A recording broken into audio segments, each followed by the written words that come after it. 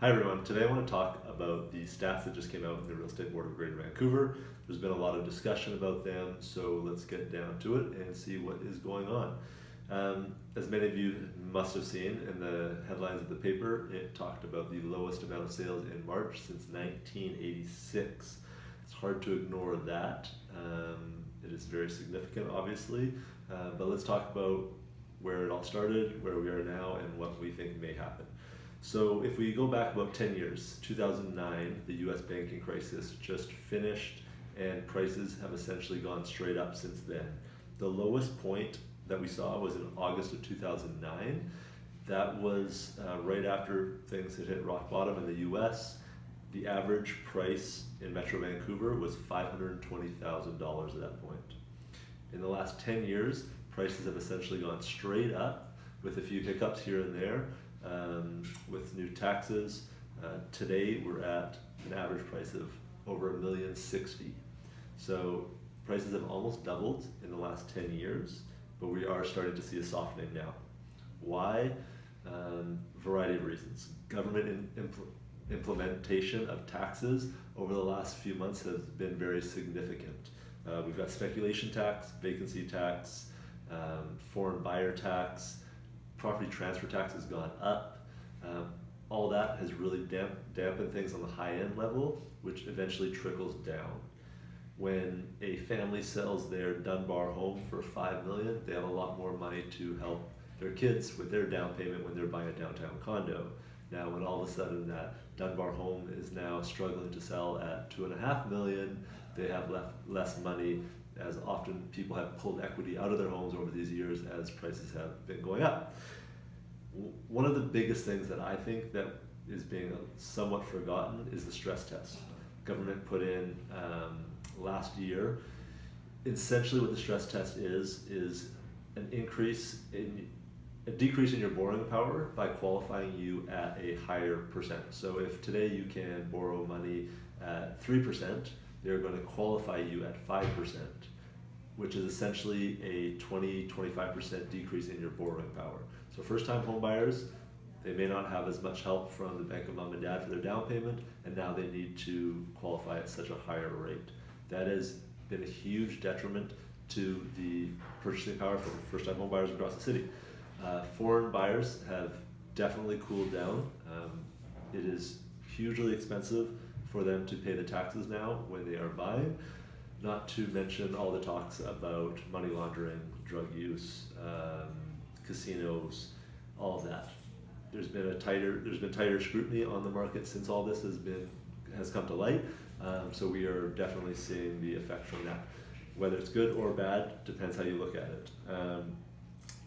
If we look at the stats for March this year, they are eye-opening, no doubt about it. Sales were down 35% for condos this year over last year, 26% for detached homes this year over last year. But inventory is way up. For condos, it's over 100% more inventory this year compared to last year. Again, it comes down to supply and demand. If we've got much more supply, homes aren't selling, that inventory is going to pile up over time, and we'll continue to see those numbers rise. Where are we headed? It's a great question. Everybody wants to know the answer. Nobody has the actual answer. This city is definitely driven off of perception. When things were skyrocketing from 2009 onwards, it was a rat race to get into the market. People were being priced out the longer they waited. People that thought that the bubble was going to burst in 2015 that decided to wait, they would have been priced out by 2017 as the market had gone up 40%. So now it's going the other way. People have some fear. Government keeps implementing more taxes, making it harder for people to buy. So we are seeing the reverse. Now people are waiting.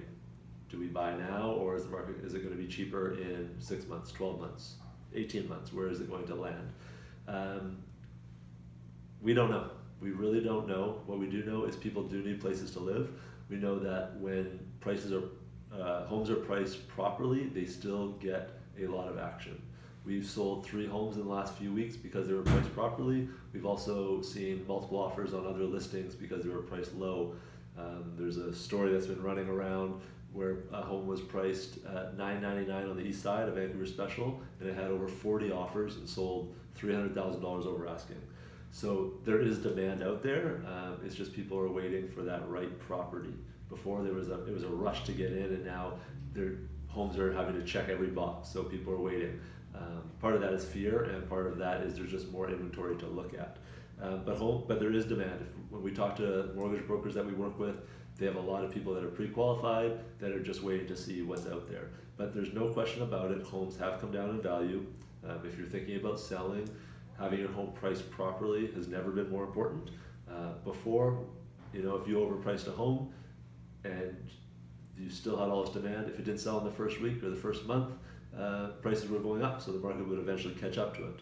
Now, if you overprice a home and the market's going down, you're chasing the market down, which usually doesn't end well for the seller. For buyers, it depends how long you're planning on being in the home. If you try to time the market and buy it right at the bottom, it's very tricky. We don't know when that bottom is. Have we already seen it? Maybe. Are we going to see it in a few months? Possibly. If you're planning on buying a home to stay there for 5, 8, 10 years, I believe that you'll be totally fine, and you'll put in equity into your home with your payments rather than putting money into rent. If you're hoping to buy a home today and sell it in 6 months after you put in new flooring and a new kitchen, I would strongly suggest you be careful. There's no guarantees where this is going to land, and I think that the longer you plan on holding your property, the safer you'll be. At the end of the day, if you're putting money into your property and not into a rental property, you're paying down your equity, even if the market does soften a little bit more. So if you have any questions about this, happy to chat. Every segment of the market is behaving differently. Every sub-segment within sub-areas within the city are different. If you talk to someone who is discussing the West Van market versus the East Van, or downtown condos versus a loft in Mount Pleasant, it's all going to be completely different. So it's important that you don't generalize everything. Of course, today I generalized everything, but there'll be differences in each market, and we can discuss that if you would like. Again, any questions, feel free to reach out. Thank you.